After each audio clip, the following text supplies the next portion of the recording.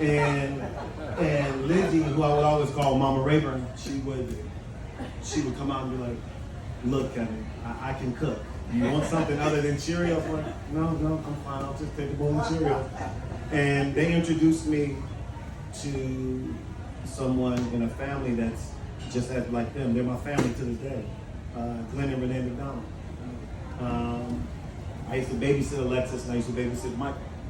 And if you walked up to Glenn and Renee right now, the very first thing they'd say is, this is my oldest son. This is my oldest son, Cutler. And I introduced Renee to her. I said, this is my mom. And Renee's probably, no disrespect to my mother, but she's been better to me than my own mom. Because if you know Renee, she's never going to tell you what you want to do. You know, she's going to, if you're wrong, and there's been plenty of times I was wrong at Long Beach State, she's going to chew you out. And then right after she chews you out, she's going to feed you.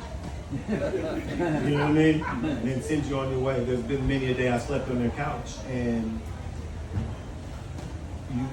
the people, Preston and his wife, you know, they would bring me M&M's to the game. Pearl Moore. Because when I played basketball, Sam and Dan and Stan Olencraft, I would have my M&M's before the game. And, you know, if I'm playing in my game and I'm like, it's playing like shit, you know, you'd have like 4 or 5 of you guys running over. You need your M&M's. So that's when I knew I wasn't playing well. I'm like, hell, I must not be playing well. I got 10 bags of M&M's on the bench. But the relationships and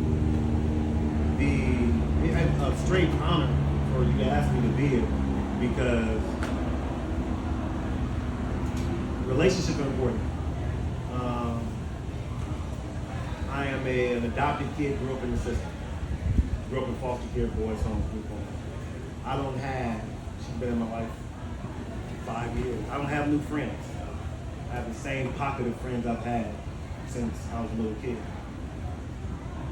Where else you gonna get a 6'8" brother and a 5'2", 5'4" Asian guy together, and you think that we were brothers? You know, we came to Long Beach and that's what it was. He was our manager. And I would not trade any of these experiences I've had in Long Beach State to go play at Seton Hall, to go play at North Carolina State, to go play at wherever. I'd win the same way. I would lose the same way. 3 or 4 of my kids grew up in Long Beach school systems. One son went to Lakewood. My 2 daughters, Alana and it may never happen again. She was Player of the Year in volleyball. The same year she was Defensive Player of the Year in soccer. My youngest daughter set and reset the scoring title at Poly. As a junior, she was Player of the Year. As a senior, she was Player of the Year. And Philippo's right. I probably the best thing I ever did was never letting any of my kids play basketball. So I wouldn't have to be a spaz case about them playing basketball. You know, we have the best relationship because I don't know a damn thing about any sport they play, except for go, run. And it was important to me to make sure that I knew every kid's name. Because every kid wasn't going to be the best kid. Every kid wasn't going to be the star kid. So when a kid that got in that didn't play, I cheered the most for that kid to make sure that kid felt special. And I don't care if they had a shot on goal and they missed it, just the mere fact that they shot on goal. And, you know, I would have my kids tell me, my daughters would tell me in the middle of the game, Dad, just sit down and be quiet.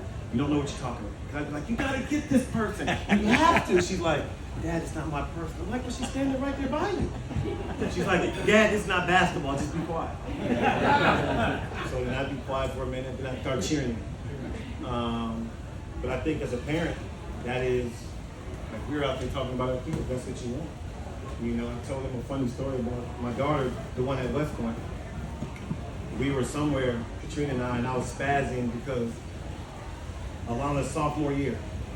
You have up until your sophomore year to leave whatever military academy. No penalty, no nothing.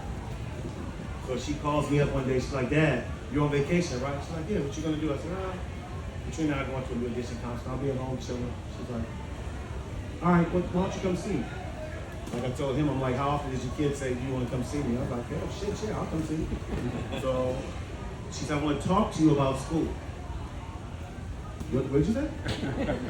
She said, I just want to talk to you about school and the direction of what I'm thinking about West Point. So I'm like, shit, she's leaving. That's what my thought process is. She's leaving. So I already have my speech in my head to go off on her, to lose it, and tell her that she's staying. Right?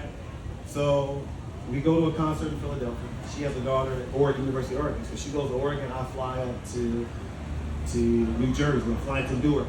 And from Newark to West Point is about an hour and 5 minutes.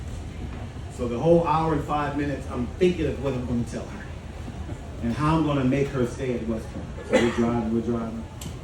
So I go see her at volleyball practice, and I pick her up, and we go to the hotel. She's like, let's go to dinner, Dad. I'm not trying to stay.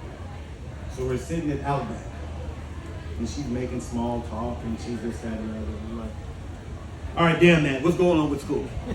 She says, huh? I said, no, talk to me about school, tell me. She said, what do you mean? I said, you want to talk to me about school? Let's talk. So she says, so she lays out this plan of attack for her to pay for law school. So I'm sitting there like, yeah, that was my face right there. I'm like, so you're not leaving, huh? She's like, no, I'm not leaving. Why would I leave? We signed up for this, we're going to stay. I'm like, all right, so shit, what are you eating? What do we have to eat? So you start thinking about the things that you put into your kids, you know, and the things that you try to reinforce in your kids. And these organizations are, and you guys don't realize, or you might realize, I don't want to say that, but if you are somebody's dad, uncle, aunt, mom, but there's so many young kids that don't have those parents that are supporting. And the councilman, wherever he went, if he's still here, I will put a foursome in. Yes. I will put a foursome in your golf tournament. I'll make sure you get 2 tickets to a Laker and a Clippers game. Wow, there you go. Because there are so many things that this organization did for so many of us along the state. And while we're there, we don't think about it. You know what I mean? We're just going along, moseying along. You don't see the outside. Like I was sitting there telling her, from the day I got there in 1988, I've been seeing Sam's face. No. And I don't say that to be mean. I don't. I've been seeing his face. I've been seeing Stan over. Because I thought to myself, I'm like, hell, that's a tall ass man working in the housing department. And my room was right across from the house. I stayed in P101, Bobby and I. Fong and I stayed in, I think, Q something. But I saw you all the time, right? With Bowman, right? What was his? He was there a while. Yes. I saw Dan. So faces you see going around, you never forget. And you would see them at the games. There was a group of guys you guys had here that were part of the Booster Club. Bill was one of them. He was a treasury agent. And they all played basketball in these little leagues. And then one day they asked me to play, and I was like the youngest dude on the team. These guys were in like 40s or 50s. And we would play, and the score would be like 40 to 25. Because they'd hold the ball, they'd pass it 35 times. And they were like, how do you play with these guys? I'm like, these guys are the guys that would come and watch me play basketball. So as long as God has me on his plan, I will support anything you guys have. It does not matter. It doesn't matter whatever that is, because there's going to be a Kevin Cutler. There's going to be somebody else that's going to come to an organization whose mom can't make it to you. Who's going to eat cereal out of somebody's house. And it might have been an NC2A violation back then, but hell, I'm 53 now. Penalize me. You know what I mean? But that family, they'll always be my family. Glenn and Renee and Alexis will always be my family. So I appreciate and humble that you would even have me come here to speak. But I will do anything and everything to support this organization and keep this organization going. So any year that you need tickets, any year that you need a sponsor for your golf tournament, I will be happy. If there's a kid that can't afford to go to the dinner, if their family needs to go, I mean, don't call me at 12 o'clock and say, hell, I need $500 tonight. But if you tell me within reason, I'll be more than happy. And I will do whatever I can also to help as many of our alums come back and support as well. But there's so many others that would. Lucius, he would do it. Lucius, you know Lucius Lewis, Lucius like the introvert of the group, but he would support. He would. And whatever that is, I'll be more than happy. Thank you.